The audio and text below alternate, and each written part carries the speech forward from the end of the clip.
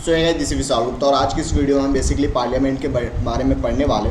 यहाँ पे आपको दो चीज़ याद रखना है और बेसिकली अगर हम आर्टिकल्स की बात करते हैं तो तीन आर्टिकल आप याद रखना, 79, 80 और 81। इन तीनों आर्टिकल के बारे में हम अभी इस वीडियो में डिस्कस करने वाले हैं। 79 में सबसे पहले हम स्टार्ट करेंगे कि पार्लियामेंट होता क्या है। सबसे पहले हम पार्लियामेंट के बारे में देखेंगे और उसके बाद फिर पार्लियामेंट के अंदर आपको देखने को मिलेगा राज्यसभा क्या होता है, लोकसभा क्या होता है, इन दोनों के बारे में हम देखेंगे। लेकिन सबसे पहले अगर हम पार्लियामेंट की बात करते हैं तो पार्लियामेंट को हिंदी में संसद बोलते हैं, राइट, संसद बोलते हैं। ये एक बिल्डिंग का नाम है। अगर हम पार्लियामेंट की बात करते हैं तो ये क्या है, एक बिल्डिंग है। और इस बिल्डिंग में अगर हम देखें तो दो हाउस आपको देखने को मिलेगा और इसी हाउस में एक आपको बीच में सेंटर देखने को मिलता है। ये आपका लोकसभा है और ये हमारा राज्यसभा है, राइट। अगर हम वहीं पे बात करते हैं लोकसभा में सीटों की संख्या कितनी है तो 545 है, जो कि ऑलरेडी हमने बहुत पहले से ही देखते आ रहे हैं। उसके बाद अगर हम राज्यसभा की बात करते हैं तो 245 यहाँ पे सीटों की संख्या है और ये सेंट्रल हाउस है, ये आप देख सकते हो। जब भी कोई विदेशी मेहमान आता है या फिर जब अगर हम यहाँ पे बात करें कि लोकसभा और राज्यसभा एक ही बार बैठते हैं तो वो सेंट्रल लाइब्रेरी, सेंट्रल हाउस में ही बैठते हैं। और इस तरीके से अगर हम यहाँ पे देखें तो अगर हाउस की बात करते हैं, सदन की बात करते हैं तो दो सदन है। इन सदन के बारे में हमें आगे पढ़ना है, जो कि आर्टिकल 80 और आर्टिकल 81 में पढ़ना है। लेकिन अगर हम अभी बात करते हैं तो पार्लियामेंट के बारे में हमें 79 में पढ़ना है। इससे पहले वाले जितने भी आर्टिकल्स थे मैंने ऑलरेडी आपको कवर करा दिया था।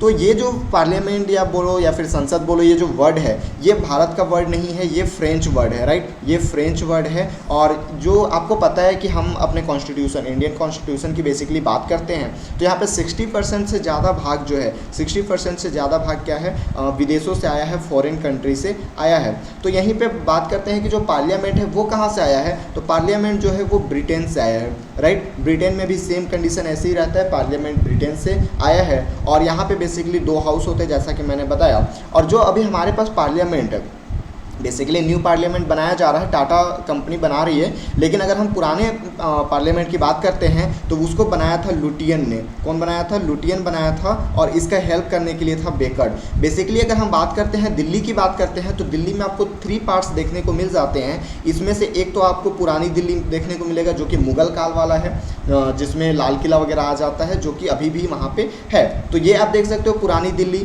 उसके बाद आप देख सकते हो नई दिल्ली और एक लुटियन दिल्ली, जिसको ये जो ब्रिटेन, इंग्लैंड वाले आए थे, अंग्रेज आए थे उस टाइम में बहुत सारे बनाए थे और उसको आप संसद लुटियन दिल्ली के नाम से जाना जाता है। तो बेसिकली दिल्ली को 3 भागों में हम बांट देते हैं। तो ये रहा हमारा पार्लियामेंट के बारे में। और यहीं पे बात कही गई है कि अगर प्रधानमंत्री, आपको पता है कि प्रधानमंत्री जब भी विदेश जाते हैं कुछ ना कुछ संधियाँ करके आते हैं। और यहाँ पे आप देख सकते हो कि दूसरे देशों के जब भी प्रधानमंत्री, राष्ट्रपति भारत आते हैं कुछ ऐसे संधियाँ उनके बीच होती है। तो अब रही बात कि पार्लियामेंट, अगर यहाँ पे हम बात करते हैं कि पार्लियामेंट में अगर कुछ भी डिस्कशन होता है तो वो 50% से ज़्यादा पे बहुमत मिलने के बाद ही वो जो भी लॉ है वो बेसिकली वहाँ पे पारित होता है। लेकिन अगर हम बात करें कि प्रेसिडेंट अगर जा रहा है बाहर तो क्या वो, अगर हम प्राइम मिनिस्टर की बात करते हैं, अगर वो विदेश जा रहे हैं तो क्या संसद से पूछ के जाएंगे कि मैं ये संधि करूंगा? तो यहाँ पे ऐसा कुछ नहीं है। अगर कुछ भी संधि अगर करके आते हैं, राइट, कुछ भी संधि अगर विदेशों में करके आते हैं तो वो संसद को मानना ही पड़ेगा, उसे प्रूव करना ही पड़ेगा, राइट। ये चीज़ हम यहाँ पे देख सकते हैं। उसी तरीके से जो भी संप्रभुता है, जो भी मेन, अगर हम बात करते हैं इंडिया के लिए संप्रभुता की अगर हम बात करते हैं तो वो MP हैं और ये संसद में जो कि बैठे मेंबर ऑफ पार्लियामेंट, राइट। तो ये रहा हमारा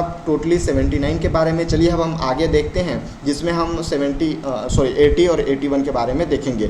तो 79 के बारे में हमने देख लिया, कॉन्स्टिट्यूशन ऑफ पार्लियामेंट। ये आप याद रखना, केवल उस बिल्डिंग के बारे में बताया गया है। बेसिकली अगर हम यहाँ पे बात करते हैं तो ये हमारे पास एक बिल्डिंग है, ये हमारे पास एक बिल्डिंग है और ये इसका नाम क्या है? पार्लियामेंट। अभी हम भवन के बारे में देख लिए। बेसिकली जो भी हम आर्टिकल्स जो भी इंडिया में होता है सबके लिए एक एक आर्टिकल्स हैं। तो ये भवन के बारे में देख लिए। अब हमें भवन के अंदर भी जाना है, उसके उस घर के अंदर भी जाना है। तो यहाँ पे आपको 2 भाग देखने को, 2 हाउस देखने को मिलता है। दोनों हाउस को अलग अलग पढ़ना है, एक राज्यसभा और एक लोकसभा। तो यहीं पर आप देख सकते हो, अगर हम राज्यसभा की बात करते हैं तो वो आर्टिकल 80 में है, जिसको हम राज्यसभा के नाम से जानते हैं। और वहीं पर हम आर्टिकल 81 को देखते हैं लोकसभा के बारे में। तो इसको चलिए हम सेपरेट तरीके से अच्छे से पढ़ लेते हैं। तो ये यहाँ पे आप नोट्स, इसको हम कंपेयर करते हुए पढ़ेंगे ताकि अच्छे से ये समझ में आ जाए। तो मैं सेंट्रल हाउस नहीं बना रहा हूँ, केवल अभी 2 हाउस बना रहा हूँ, एक लोकसभा और एक राज्यसभा। तो लोकसभा में बेसिकली बात करें, यहाँ पे आप देख सकते हो, अगर हम इसको इस तरीके से ले लें नंबरिंग वाइज ही अगर हम ले लें, यहाँ पे नंबरिंग वाइज अगर हम कर लें तो ये हमारे पास राज्यसभा हो जाएगा और ये हमारे पास लोकसभा हो जाएगा। इसमें 245 सदस्य हैं और इसमें 545 सदस्य हैं। आप इस टेबल को अच्छे से बना लेना। ये टेबल बनाने के बाद आपको इसमें कोई भी डाउट्स नहीं रहेंगे और ये बेसिकली अच्छी तरीके से आपका कवर हो जाएगा।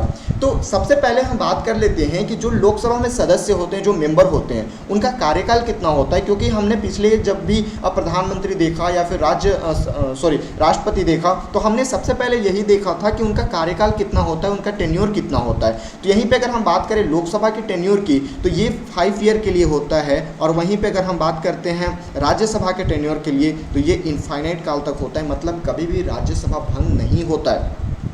जैसे मैं आपको एग्जाम्पल के थ्रू बताऊं, लोकसभा की अगर हम बात करते हैं तो लोकसभा में आप देखते होंगे कि 5 साल में एक बार चुनाव होता है, इलेक्शन होता है और उसके बाद एक ही बार सारे मंत्री 545 मंत्रियों को वहां जाके बैठा दिया जाता है और जैसे ही उनका 5 साल कंप्लीट होता है सारे मंत्रियों को घर वापस भेज दिया जाता है और पूरा लोकसभा खाली हो जाता है। लेकिन आप सोचो कि अगर वही सेम तरीके से अगर हम राज्यसभा में करते और कभी ना कभी ऐसा कंडीशन आता कि लोकसभा और राज्यसभा का इलेक्शन सेम टाइम पे होता और जब पूरा पार्लियामेंट खाली हो जाता और कहीं अगर विदेशी आक्रमण हमारे पे हो जाते तो क्या कानून कौन बनाता। क्योंकि उस समय तो हमारे पास ना प्रधानमंत्री होते हैं, ना राष्ट्रपति होते हैं, ना कुछ, ना मंत्रिमंडल होते हैं, ना काउंसिल ऑफ मिनिस्टर होते हैं, ना ग्रुप ऑफ मिनिस्टर होते हैं, कुछ नहीं होते। तो कौन उस समय हमारा कानून बनाएगा, देश की जो भी अर्थव्यवस्था है या फिर जो भी कंडीशन है कैसे वहाँ पे चलेगा। इसलिए यहाँ पे बोला गया है कि लोकसभा को 5 साल के लिए उसका टाइमिंग देते हैं, लेकिन राज्यसभा में कैसे चुनाव होता है अभी हम देखने वाले हैं। लेकिन आप ये याद रखना कि इनका कार्यकाल कभी भी भंग नहीं होता है। अब जब इनका कार्यकाल भंग नहीं होता है इसलिए इसको क्या बोलते हैं कि ये स्थायी सदन है, ये कभी भंग नहीं होता है और ये भंग हो जाता है इसलिए इसको क्या बोलते हैं, अस्थायी सदन बोलते हैं। ये हो जाएगा आपका अस्थायी सदन। वहीं सेम यहाँ पे आप देख सकते हो ये भंग नहीं होता और ये भंग हो जाता है। भंग कहने का मतलब कि यहाँ के सारे जो भी मंत्री हैं वो एक ही बार इनका टेन्योर कंप्लीट होता है। अब वहीं पे बात करते हैं कि ये भंग नहीं होता तो इसको क्या बोलते हैं, उच्च सदन बोलते हैं, हायर हाउस बोलते हैं, अपर हाउस बोलते हैं। ये भंग हो जाता है इसलिए इसको निम्न सदन बोलते हैं, लोअर हाउस बोलते हैं, राइट। तो ये तीनों जो भी मैंने अभी आपको बताया ये तीनों एक दूसरे से रिलेटेड है। यहाँ पे अगर आप देखने की कोशिश करोगे तो एक दूसरे से रिलेटेड है। ये देखो ये कभी भी भंग नहीं होता इसलिए स्थायी सदन है, स्थायी सदन है इसलिए उच्च सदन है, हायर अगर हम यहाँ पे देखें तो हायर हाउस है। उसी तरीके से यहाँ पे देख सकते हो कि 5 साल में भंग हो जाता है इसलिए इसे अस्थायी सदन बोलते हैं और अस्थायी सदन होने के कारण ये निम्न सदन के नाम से जाना जाता है। तो ये आप कंपेयर करके याद रखोगे। उसके बाद अगर हम यहाँ पे बात करते हैं तो राज्यसभा में आपको पता होगा कि राज्यसभा का हम डायरेक्टली चुनाव नहीं करते, वो आपके विधानसभा के जितने भी एमएलएज होते हैं। अभी हम विधानसभा जब भाग 6 पढ़ेंगे तो वहाँ पे मैं आपको बताऊँगा कैसे चुनाव होता है। लेकिन अगर वहीं पर हम देखें तो जो राज्यसभा है यहाँ पर केवल शिक्षित लोग ही आते हैं। वहीं पर अगर हम लोकसभा की बात करते हैं तो यहाँ कोई भी आ सकता है, इसलिए इसको क्या बोलते हैं, जनता का सदन बोलते हैं। ये जरूरी नहीं है कि यहाँ पे शिक्षित लोग ही आएँ, अनपढ़ लोग भी आ जाते हैं और इसलिए ये जनता का सदन है क्योंकि जनता उन्हें वोट करके उन्हें भेजती है संसद में और इसलिए इससे जनता का सदन बोलते हैं। लेकिन वहीं पे राज्यसभा केवल शिक्षित लोगों के लिए यहाँ पे है। अब जब जनता का सदन है मतलब डायरेक्ट वहाँ पे लॉ किया जा रहा है, डायरेक्ट रूल किया जा रहा है, इसलिए इसको क्या बोलते हैं, प्रथम सदन बोलते हैं। प्रथम सदन बोलते हैं क्योंकि प्रथम सदन इसलिए बोलते हैं क्योंकि यहाँ पे प्रत्यक्ष चुनाव करके भेजा जाता है। इसे द्वितीय सदन बोलते हैं, द्वितीय सदन बोलते हैं क्योंकि यहाँ पे प्रत्यक्ष चुनाव नहीं होता, अप्रत्यक्ष चुनाव होता है। अगर हम चुनाव की बात करते हैं तो अप्रत्यक्ष चुनाव होता है और ये चुनाव कौन करता है, तो ये चुनाव आपके एमएलए विधायक लोग करते हैं, राइट। जितने भी एमएलए एमएलसी हैं वो इनके चुनाव करते हैं। अब चुनाव कैसे होता है ये इसको अगर हम समझने की बारी है तो यहाँ पे आप देख सकते हो चुनाव करने की बारी, तो ये हम समझ लेते हैं। ये आपका राज्यसभा है और ये लोकसभा है। राज्यसभा को 3 भागों में डिवाइड कर दिया जाता है। आप इसे ध्यान से समझना, अगर ये आप समझ जाते हो तो कैसे चुनाव होता है राज्यसभा में वो आप देख सकते हो। राज्यसभा को सबसे पहले 3 भागों में बांट दिया जाता है। राज्यसभा कहने का मतलब कि राज्यसभा में जितने भी मेंबर होते हैं 245 मेंबर होते हैं, तो 245 मेंबरों को 3 भागों में बांट दिया जाता है और हर एक 2 साल में चुनाव होता है। अब आप बोलोगे कि सर यहाँ पे आप बताएं कि ये कभी भंग ही नहीं होता, 6 साल का कार्यकाल होता है, क्योंकि अभी मैंने बताया कि इसका कार्यकाल जो होता है 6 साल का होता है, लोकसभा का 5 साल का होता है। तो जब 6 साल का कार्यकाल होता है तो फिर चुनाव क्यों हम 2 साल में कराते हैं? तो चलिए यहाँ पे देखते हैं।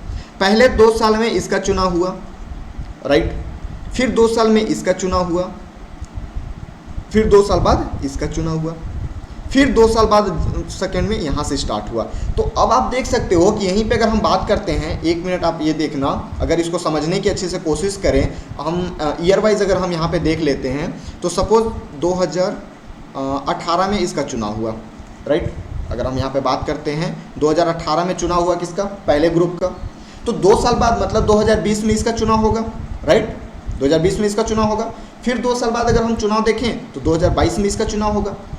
अब 2022 के बाद 2 साल अगर ऐड करते हो तो 2024, मतलब यहाँ पे फिर पहले के लिए क्या हो जाएगा, 2024 में चुनाव होगा, फिर दूसरे के लिए 2026 में चुनाव होगा, फिर इसके लिए 2028 में चुनाव होगा। तो अब आप यहाँ पे ध्यान दे सकते हो कि 18 में पहले ग्रुप का जो चुनाव हुआ था वो 2018 में हुआ था, उसके बाद 2024 में हुआ।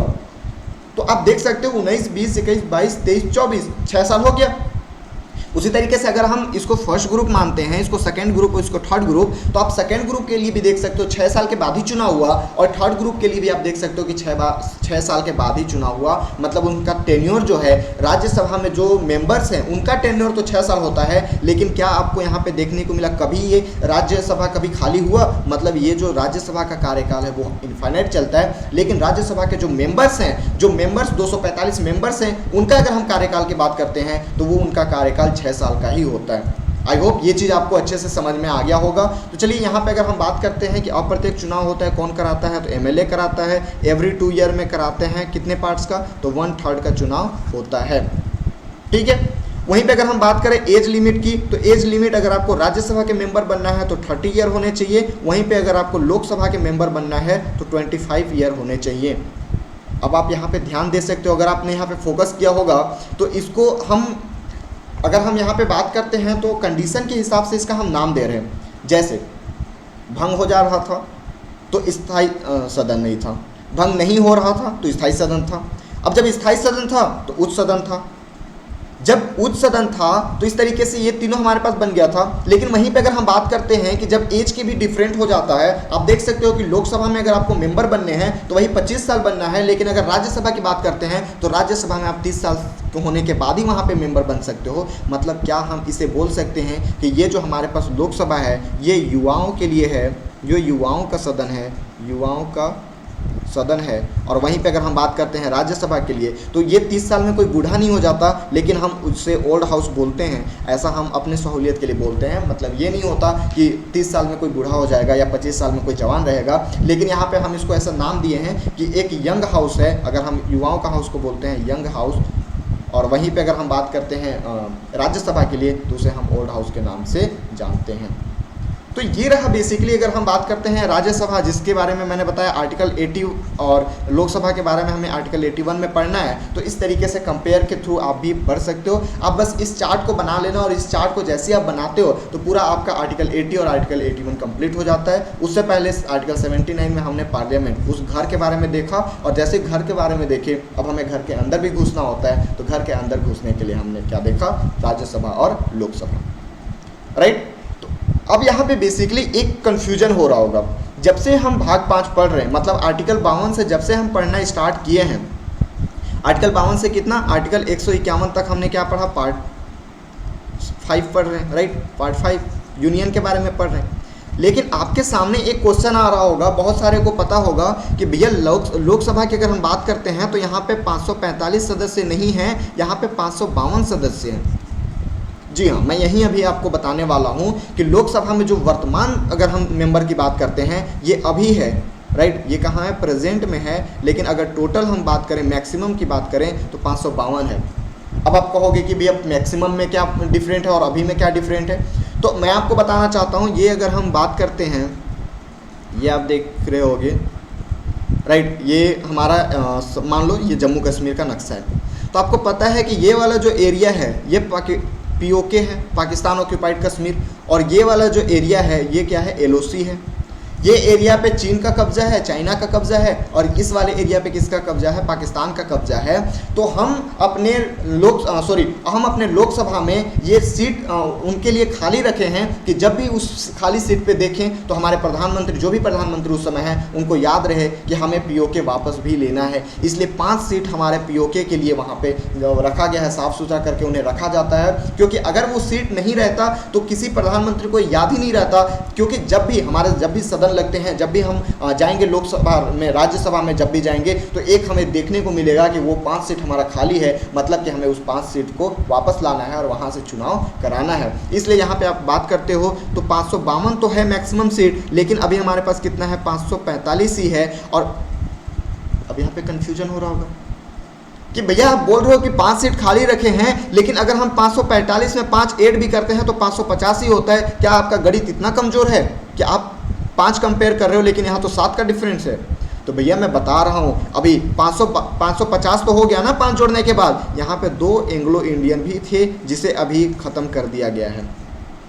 क्या कर दिया गया है? ख़त्म कर दिया गया है। 2 एंग्लो इंडियन जो राष्ट्रपति खुद मनोनीत करते थे, खुद उनका जो भी था इलेक्शन वगैरह वो खुद कराते थे, उनका सिलेक्शन कराते थे। वहीं पे अगर हम बात करते हैं तो ये दोनों एंग्लो इंडियन ख़त्म कर दिए गए हैं। अब एंग्लो इंडियन क्या होते हैं, तो ये ऑलरेडी मैंने बताया था। जो भी ब्रिटेन के अलावा यूरोप की अगर हम बात करते हैं तो यूरोप के पेरेंट्स से, यूरोप के पिता से जो भी बच्चा जन्म लिया है उसको हम एंग्लो इंडियन के नाम से जानते थे। लेकिन अभी आप देख सकते हो कि जो 1945 में यहाँ पे छोड़ के गए, 1947 में बच्चे हुए थे, अब तो वो बूढ़े भी हो चुके होंगे, बहुत मर भी चुके होंगे। तो अब एंग्लो इंडियन तो कोई रहा ही नहीं होगा, इसलिए अब इसे क्या कर दिया गया, इसे समाप्त कर दिया गया।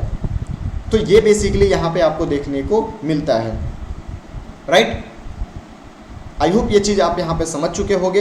अब हम चलते हैं थोड़ा सा, अगर हम बात करते हैं स्टेट और कंपेयर कर लेते हैं, ताकि आपका जो भी और अंडरस्टैंडिंग है वो अच्छी तरीके से यहाँ पे हो जाए।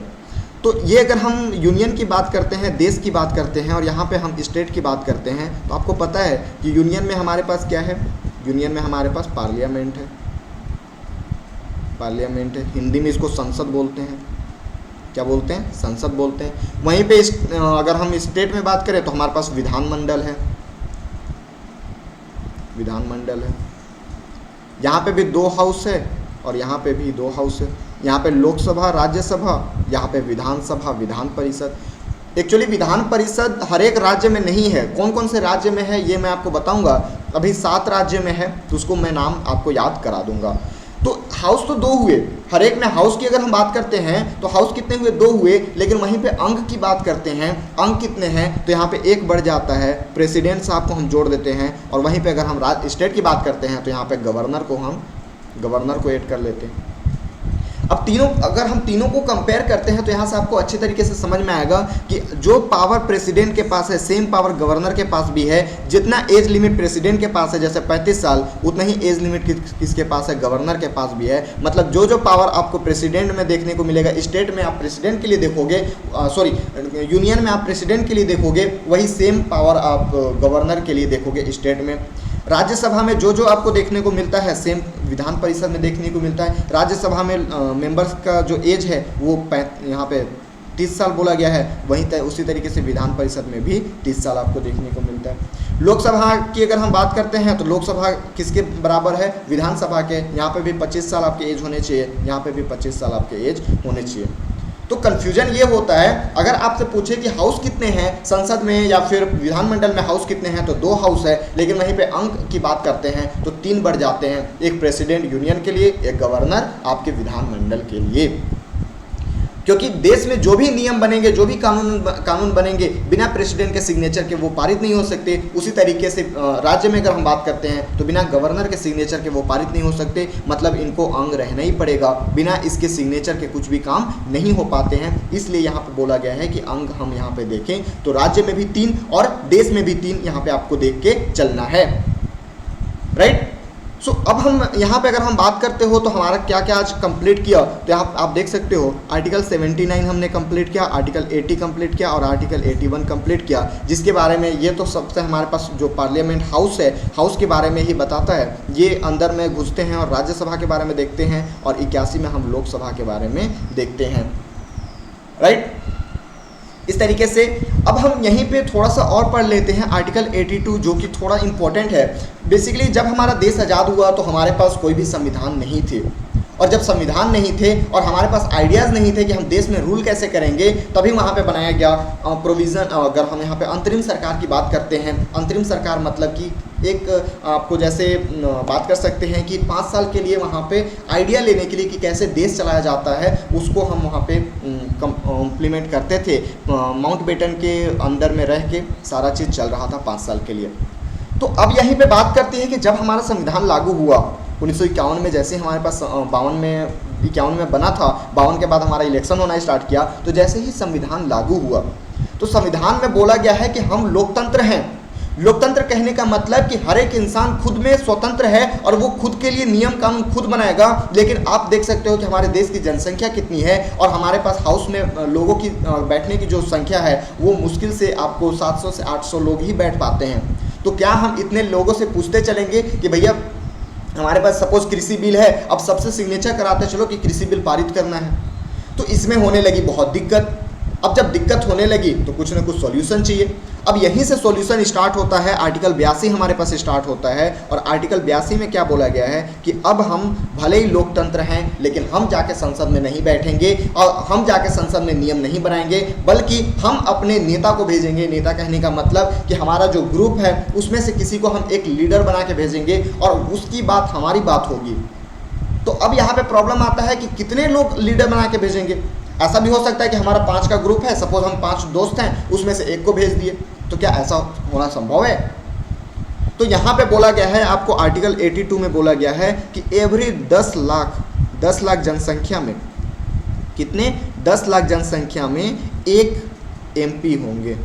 एमपी बोले तो संसद, मतलब एक 10 लाख लोगों के बीच से एक किसी मंत्री को, एक एमपी को लेके आप जाओ और वो आपके लिए आपका जो भी बात है वो वहाँ पे जाके आपका बात रखेगा। तो अब बात रही कि 10 लाख जनसंख्या कब, तो ये डिसाइड किया गया आपको 1951 में। लेकिन अभी तो हमारे पास 2022 में हम रह रहे हैं और अभी हम बात करते हैं, अगर हम 10 लाख पे देखें तो अभी तो हमारे पास 50 लाख करना पड़ेगा, 100 लाख, 1 करोड़ करना पड़ जाएगा, राइट। तो यहीं पे प्रॉब्लम आती है। यहाँ पे बोला गया है कि वर्तमान परिसमन आधारित जो है ये 1951 पे आधारित नहीं है, ये 1971 पे आधारित है। 1971 के जो जनगणना हुई थी उस पे आधारित है। और इसी में बोला गया कि अब अगर हम, क्योंकि आपको पता है कि जनगणना हमेशा 10 साल के बाद होती है, तो क्या हम इसको 1971, 1981 ऐसे करते रहें तो जो भी हमारे पास जो एरिया दिया जाता है, आपको पता होगा कि विधानसभा का एक एरिया होता है, एक एमपी का एरिया होता है, संसद का एरिया होता है कि इस एरिया का वो संसद उड़ रहा है, तो इसमें प्रॉब्लम हो जाती है हर एक 10 साल में। तो यहीं पे बोला गया कि अब इसे 8वां संविधान संशोधन किया गया और 8वां संविधान संशोधन में बोला गया कि अब इसे 2026 तक चेंज नहीं कर सकते। अब भैया 2026 तक चेंज नहीं कर सकते मतलब अभी हमारे पास 4 साल और है, अभी भी हमारे पास 10 लाख में एक ही एमपी जाते हैं। अब 2026 में करेंगे, लेकिन कब के, 2021 की जनगणना में करेंगे क्या? क्योंकि जनगणना तो उससे पहले 2021 में हुआ रहेगा। तो नहीं, यहाँ पे एक चीज़ जोड़ा गया कि ये जो होगा 2001 के जनगणना के हिसाब से होगा। तो यहाँ पे आपको 3 चीज़ याद रखना है। क्या 3 चीज़ याद रखना है कि जो आर्टिकल 82 है वो बोलता है कि 10 लाख लोगों में एक संसद होंगे। अब वो जो जनगणना हुआ था 1971 के जनगणना पर आधारित होंगे। और वहीं पे हम बात करते हैं 8वां संविधान संशोधन, वो बोलता है कि ये 10-10 साल में इसमें चेंजेस नहीं करना है, अब डायरेक्टली हम 2026 में करेंगे। और 2026 में करेंगे तो क्या हम 2021 के जनगणना पर आधारित रहेंगे? तो यहाँ पर इसको गलत मानता है। हम 2021 के जनगणना पर आधारित नहीं रखेंगे, हम 2001 में जो जनगणना हुआ था उसके आधार पर हम चेंज करेंगे, राइट। तो ये आपको यहाँ पे देखने को मिलता है। अब बेसिकली जो भी आपको इम्पॉर्टेंट यहाँ पे थे आर्टिकल्स थे, वो अभी तक हम आर्टिकल्स वाइज पढ़ते आ रहे थे, क्योंकि आपको पता होगा कि हम आर्टिकल 1 से स्टार्ट किए और अभी आर्टिकल 82 तक हमने कंप्लीट किया। लेकिन कुछ कुछ ऐसे कॉन्सेप्ट है जो कि मैंने आपको बता दिया है लेकिन आर्टिकल वाइज नहीं बताया। जैसे यहाँ पे मैंने आपको बताया कि लोकसभा में जो लोगो एमपी का जो टेन्योर है वो कितने साल का है, तो आपको पता है 5 साल का है। कार्यकाल, टेन्योर को हिंदी में कार्यकाल बोलते हैं, ये आप याद रखना हिंदी मीडियम वाले, कार्यकाल। उसी तरीके से अगर हम राज्यसभा में बात करते हैं तो यहाँ पे एमपी का जो टेन्योर है वो कितने साल का है, तो ये 6 साल का है। तो ये चीज़ तो हमें पता है, लेकिन आर्टिकल्स वाइज नहीं बताया था मैं, और इसमें आप जोड़ लेना कि ये आर्टिकल 83 में बोलता है, आर्टिकल 83 में ये चीज़ है। तो आप इसको आर्टिकल्स वाइज नहीं याद रखेंगे, बस आपको याद रखना है कि ये 5 साल का होता है लोकसभा का और राज्यसभा का 6 साल होता है, बस ये आपको याद रखना है। आर्टिकल्स वाइज इसमें याद रखने की ज़रूरत नहीं है। वहीं पे अगर हम बात करते हैं कि क्वालिफिकेशन क्या होनी चाहिए, क्योंकि क्वालिफिकेशन हम सबका पढ़ते आ रहे हैं, हमने प्रेसिडेंट का भी देखा, उसके बाद हमने मंत्रिमंडल का भी देखा, उसके बाद हमने प्राइम मिनिस्टर का भी देखा, उसी तरीके से हमने जो भी अटॉर्नी जनरल था सबका हम जो भी उस तरीके से देख सकते हैं कि क्या एलिजिबिलिटी रहेगी वो देखा। तो क्या हमें इसके लिए भी देखना पड़ेगा एमपी के लिए? तो एमपी की अगर हम बात करते हैं तो वो सिटीजन ऑफ इंडिया होना चाहिए, मतलब उसके पास सिटीजनशिप होने चाहिए। उसी तरीके से पागल और दिवालिया नहीं होना चाहिए। पागल और दिवालिया क्या होता है? तो दिवालिया ऐसा होता है बैंकरप्ट, जो कि बहुत सारा पैसा ले लेता है और उसे वापस नहीं कर पाता, उसे हम दिवालिया बोलते हैं। लाभ का पद नहीं होना चाहिए। अब लाभ का पद क्या है सर? लाभ का पद वो है जो आप गवर्नमेंट जॉब में होना चाहिए। क्या मैं लाभ के पद पे हूँ? नहीं, मैं गवर्नमेंट जॉब पे नहीं हूँ, तो मैं लाभ के पद पे नहीं हूँ, तो आपके पास लाभ का पद नहीं होना चाहिए। लोकसभा में और राज्यसभा में अगर हम बात करते हैं कि लोकसभा में हो तो 25 साल होने चाहिए, राज्यसभा के लिए हो तो आपको 30 साल होने चाहिए। तो ये एलिजिबिलिटी है, इसको हम आर्टिकल 84 में याद रखते हैं, आर्टिकल 84। तो आज हमने क्या क्या पढ़ा एक बार हम रिवाइज कर लेते हैं। तो 79 पढ़ा, 80 पढ़ा, 81 पढ़ा, 82, 83 एंड 84 पढ़े। तो ये आप देख सकते हो हमने आज 2, 2, 4, 5, 6 आर्टिकल्स कंप्लीट किए। आई होप ये चीज़ जो भी आर्टिकल्स यहाँ पे मैं आपको बता रहा हूँ वो आपको बहुत ही इंपॉर्टेंट हो रहा होगा, क्योंकि कॉन्सेप्ट को भी हम यहाँ पे समझते चल रहे हैं, केवल हम आर्टिकल्स नहीं रट रहे हैं, क्योंकि आर्टिकल्स केवल रटते चले तो वो यहाँ पे सही नहीं है। हम पूरे इंडियन कॉन्स्टिट्यूशन को पढ़ रहे हैं, तो ये आपको कॉन्सेप्ट भी यहाँ पे सही से समझ में आना चाहिए। तो आज के लिए इतना ही, हम ज़्यादा लंबा वीडियो नहीं करेंगे, क्योंकि आपको आर्टिकल्स याद भी करने हैं। डेली अगर मैं आपको 6-7 आर्टिकल्स भी याद कराते चल रहा हूँ इंपॉर्टेंट, तो आपको जब लास्ट में आप देखोगे कि जैसे ही 2 महीने तक आप क्लास पूरा करते हो तो आपको कम से कम जो भी मेन आर्टिकल्स हैं, जो भी यहाँ पे थ्योरी है, वो आपको याद हो जाएंगे, राइट, वो भी बिना बर्डन के। तो मिलते हैं नेक्स्ट वीडियो में। नेक्स्ट वीडियो में हम आगे के आर्टिकल्स करेंगे, 85, 86 उस तरीके से करेंगे। तो आज के लिए इतना ही। अगर वीडियो आपको सही लग रहा होगा अपने दोस्तों को भी शेयर करें एंड वीडियो को लाइक करें यार। सेशन अगर सही लग रहा है वीडियो को लाइक करते जाओ, ताकि हमें भी मोटिवेशन मिलते रहे। चैनल को सब्सक्राइब कर लेना, ताकि जब भी मैं वीडियो अपलोड करूँ आपको नोटिफिकेशन मिल जाए। एंड थैंक यू, मिलते हैं नेक्स्ट वीडियो में, तब तक के लिए जय हिंद।